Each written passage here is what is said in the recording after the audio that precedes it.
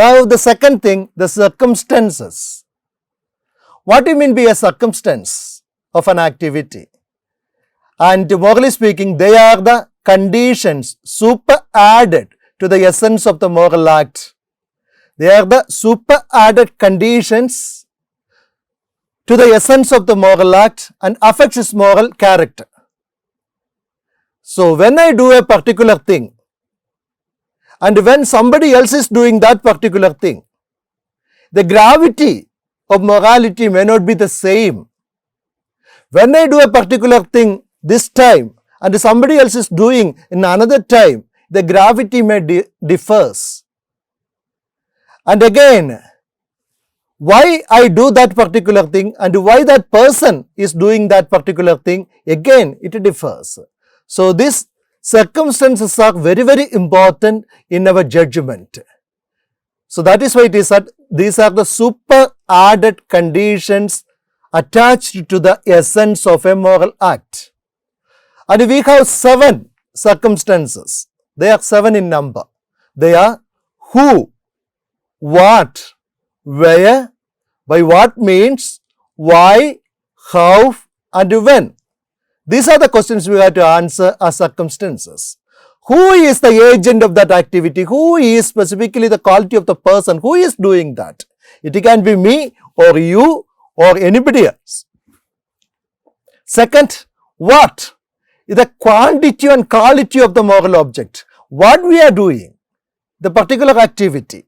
Then where, the place in which we are doing, and by what means, the means used to achieve that act. Then why, what is your purpose? Then how, the circumstances denotes the manner in which the action is performed.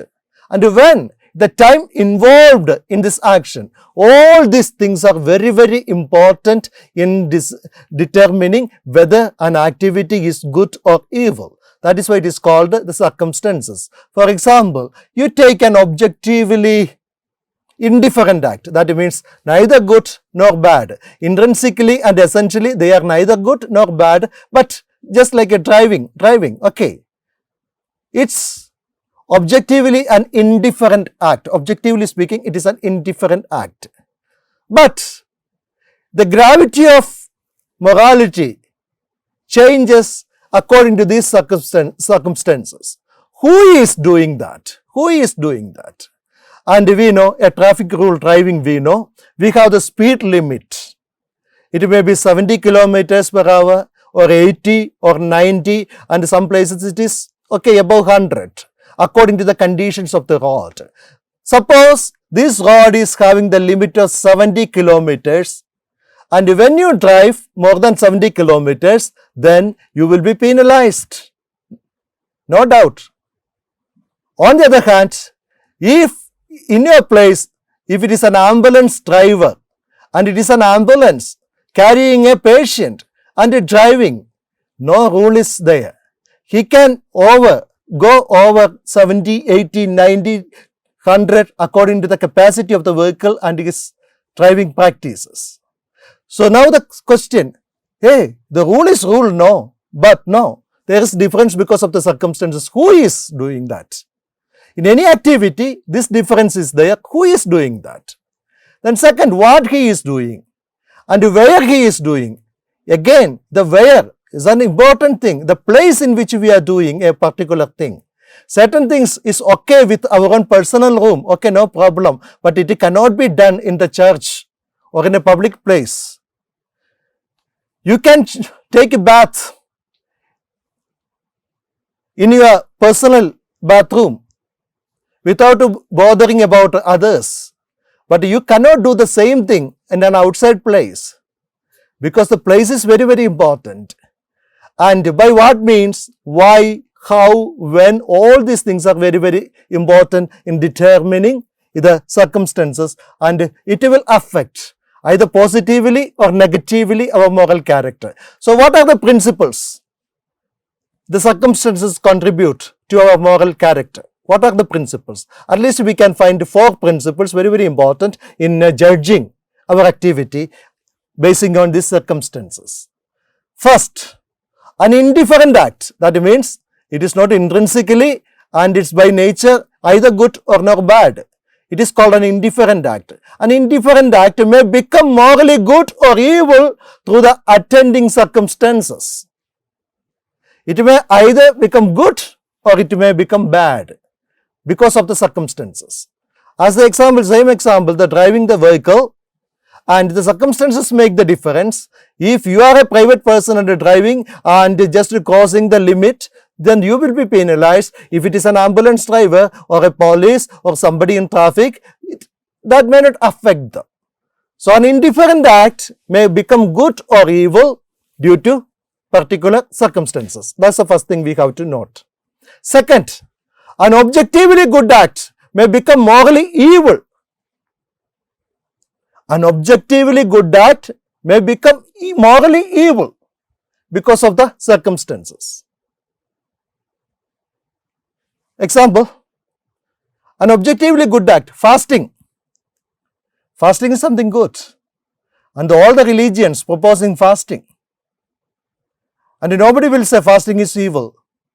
But sometimes it can happen that you are a diabetic patient, or you are a patient and you have to take so much of medicine. For that, you have to eat.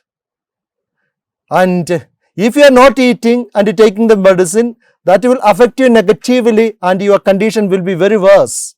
If that is the case, if the doctors are warning you not to fast, at least under the treatment time, you should not fast. But we are going and telling, no, fasting is so good, and Bible says we have to fast, and the religion says, the preacher said you have to fast, so therefore I am fasting. No, we cannot do that. So an objectively good act, fasting may be good, but if it is restricted by a doctor telling that you should not do that, at least this period of time, it is something evil. So any activity which is objectively very good may become evil due to the circumstances. So we have to be very careful about that. Third, an act which is morally good may receive an added goodness because of the circumstances.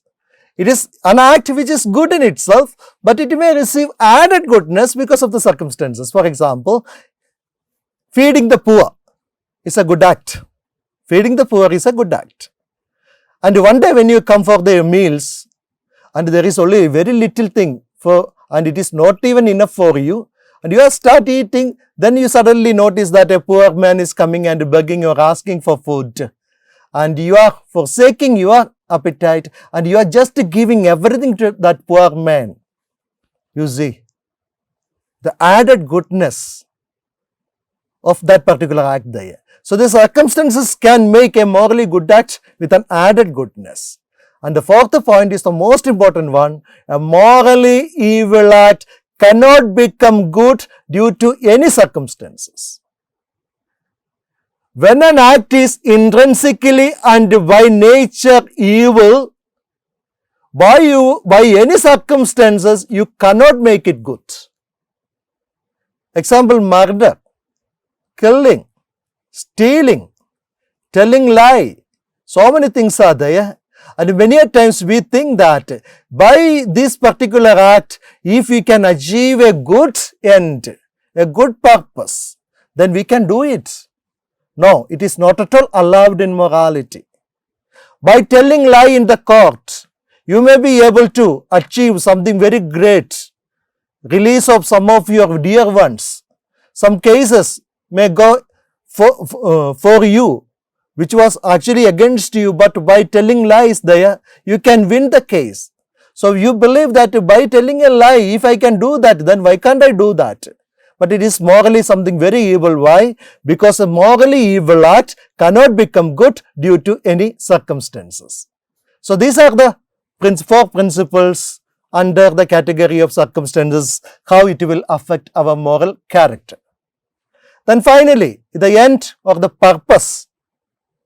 The purpose means, here we take the end in the sense of the end of the agent. Why I am doing that particular activity, my intention there or my purpose there.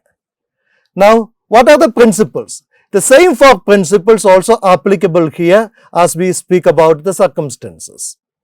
Some people justify that I have very good intention, and in order to achieve that good intention, I did that thing. No, it is not morally acceptable. Giving bribe in order to achieve something. We need something very urgent, and we need some permissions from the officers. And when we go for the permission, it may not be granted naturally. Unless and otherwise we give bribe, and especially our government officers, not every officers and officers, but there are certain people and certain officers well known for that. And if you are not supplying, they will not reply. On the other hand, if you are able to supply, they may reply. That's the nature of some of the officers. So it is better than we think. Spending all the days for this certificate, going, but nothing will happen. If I am able to give something, then they will do that. So there, my purpose is something very good, but the activity is something very evil. So it is not at all permitted in morality. So many things in our life, it is happening like that only. So these are the 4 principles regarding the end of purpose. An objectively indifferent act may become good or evil because of the circumstances. Then an objectively good action may receive added goodness, and also an objectively good action may become evil because of the purpose or intention of the agent. And the final point is very, very important. If there is something that is evil in itself, an action evil in itself, that cannot become good because of any of my good intention. So with the good intention, I am not approved, or I am not, I don't have the permission to go for that. You may be praising the Robin Hood or Kayangulam Kochunni, such people. They were looting other people in order to help the poor. Is it allowed? No, indeed. In morality, it is not at all allowed, because looting and robbing, it is something evil. And even if you have the heavenly intention, we cannot justify it. So this is the conclusion for us now. For an act to be morally good, the object, the circumstances, and the end must all be good. The defect of one, that will make the act morally evil. So for an act to be morally good, the object, the circumstances, and the end must all be good. The defect in any of these will make the act something evil. So we are coming to the final word about this topic, the concept of end. We know the end means in human act, it is something good. It is something good. And when we studied about the nature of the will, we said the will be always attracted towards something good, isn't it? Then why the evil fails sometimes?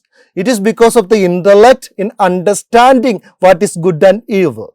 And intellect also proposes something apparently good as if it is something very good, and the will take it for granted and will go for it believing that it is the real good. That is why evilness are happening in our life. But the end is always something very, very important in our life.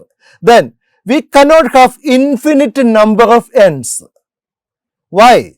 Because if the ends are infinite, that means nobody can achieve it. It will be going on, and it cannot be achieved because the ends are infinite in number. That means the chain of activity will not be complete. So there cannot be a human action there then.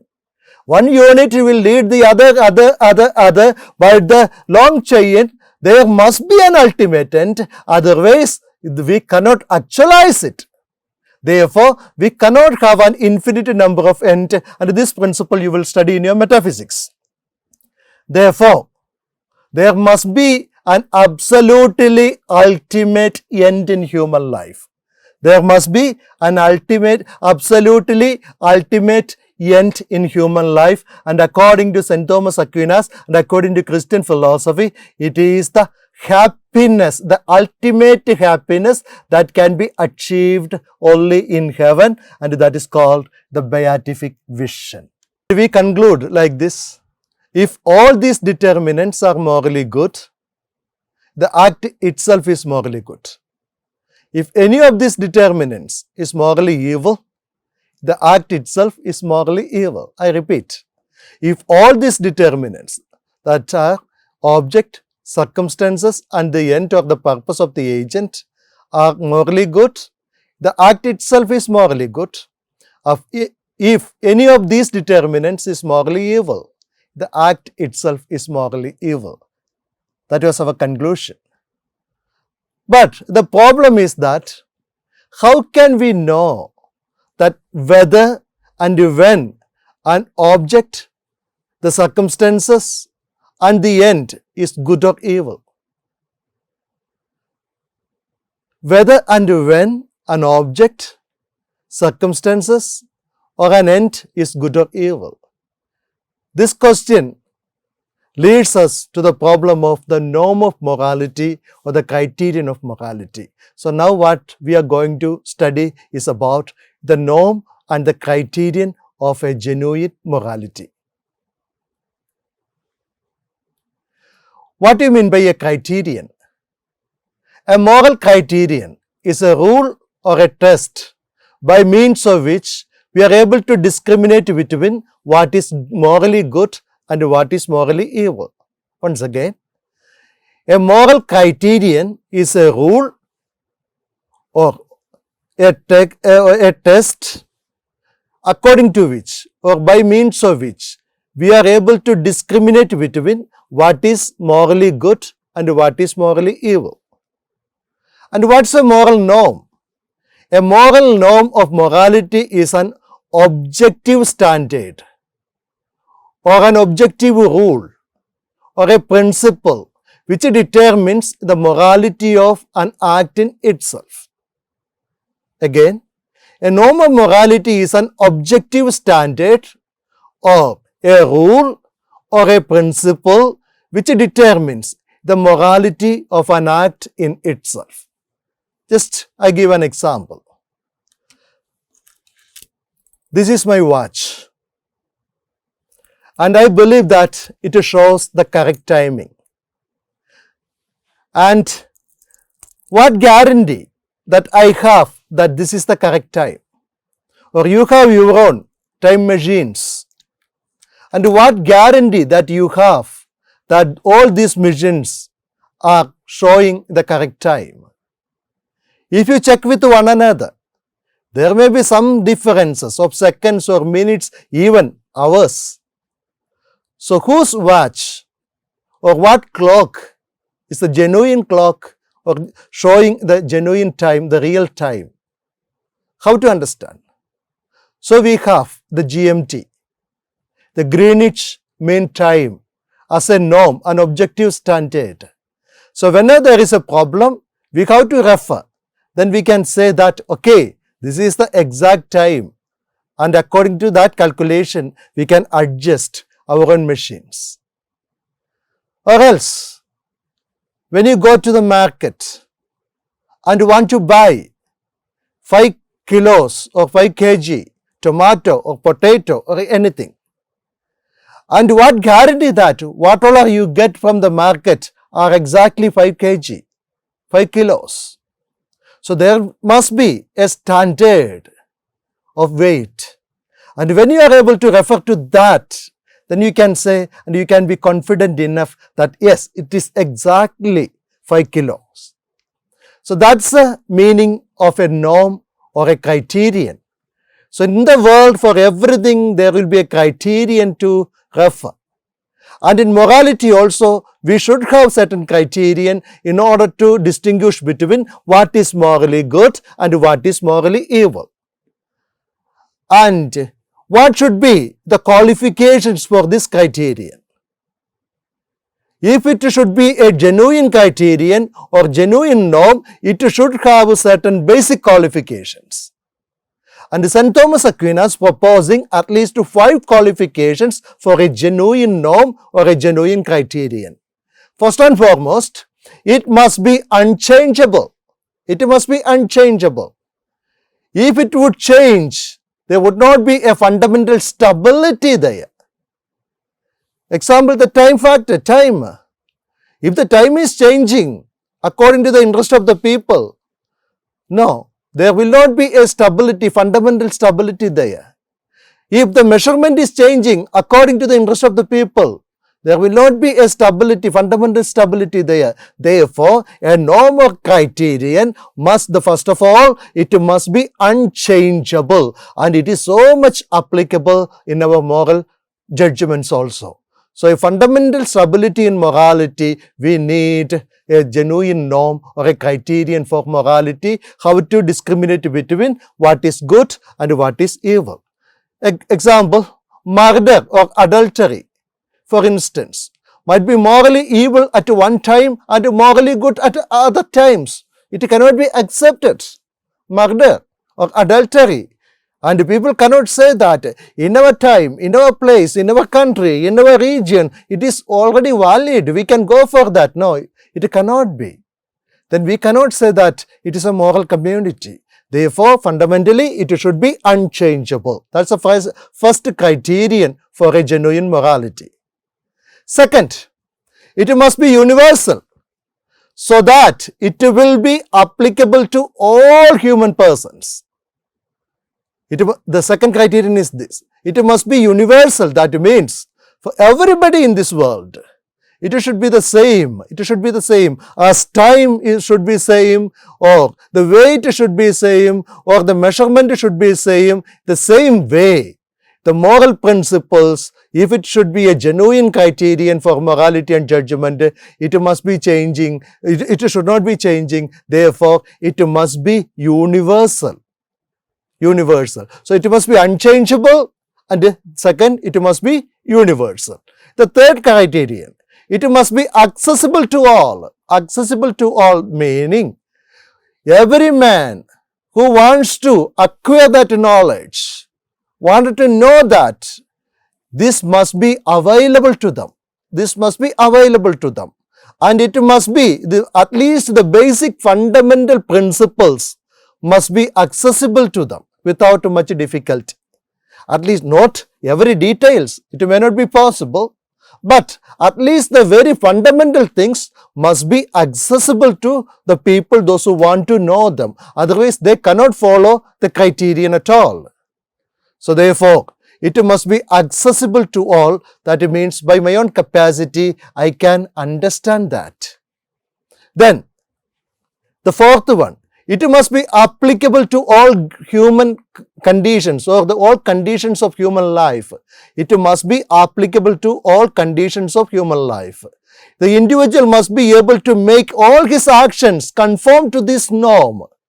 That means certain part of my activity may be coming under this norm. Certain part of activity I say, no, I am out of this norm. No, it is not like that. All what I am doing, all the activity of mine should be under this platform of criterion of morality. So, all the good acts, all the evil acts, I cannot shift one from the other. No, everything should be included there. So, this norm must be covering the totality of my activity. So, that is the thing. It must be applicable to all human conditions. And finally, it should be a single standard of judgment. A single standard of judgment, meaning in a country, there should not be any distinction between people to people. For example, for the higher class, there must be a norm, and the lower class, there must be another norm. No, it is not applicable. Even if you are a bishop, even if you are a cardinal, even if you are a priest or a brother or a lay person, or even if you are an official or maybe a worker or a poor man, no matter, this must be, the law must be the single standard for everybody. The single standard for everybody. Therefore, these are the 5 criterion for a genuine norm. That means, once again, it must be unchangeable, it must be universal, it must be accessible to all, and it must be applicable to all human conditions, and it must be the single standard of judgment. So then only we can say that we can have a genuine norm or a genuine criterion for our moral judgment. So basing on this, we can discriminate between what I am doing is whether it is morally good or morally evil. And dear friends, basing on this, St. Thomas Aquinas is proposing a genuine theory of morality, the genuine norm for our moral working, moral life in our life. So he says, acts are, objectively speaking, good or evil. Any human act, objectively speaking, it is either good or evil. We said in the previous class, there may be morally indifferent acts. But strictly speaking, we cannot say that any of the human act can be morally indifferent. It will be either good or bad, according to St. Thomas Aquinas. So acts, objectively speaking, it must be either good or otherwise it is something evil.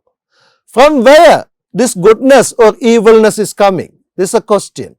And St. Thomas Aquinas is telling, actually, we know that the final end of a human person, remember when we spoke about the ends, and we said there is an absolutely ultimate end, and that is happiness, and that can be achieved only in the beatific vision according to St. Thomas Aquinas. So man's ultimate end is basically depending upon the will of God. Man's ultimate end is basically depending upon the will of God, the nature of God. Therefore, whatever I do in this world, in order to glorify God, that actions can be considered as a good act, and all the things against are evil acts. So we have the basic criterion there, the will of God as the ultimate thing that is judging our activity or discriminate between what is good and what is evil. Because by my very nature, my duty or my purpose of life is to glorify God, according to St. Thomas Aquinas. Many of the people may not be accepting this. That is why I said, I am going to teach you the Christian moral norms, the Christian morality, how it is being based, and what all are the things in the Christian moral principles. So, we are following the teachings of St. Thomas Aquinas, which is given through Summa Theologiae. So, dear friends, now, so therefore, St. Thomas Aquinas says, we cannot find any objectively indifferent act. The act should be good or bad, and it is depending upon how far it is able to glorify God or how far it is go away from the will of God. So ultimately speaking then, our ultimate norm of morality, that means the topmost norm of morality in the Christian life is nothing but God's will, the will of God. God is having a purpose for everything, all His creatures. Therefore, what is that purpose?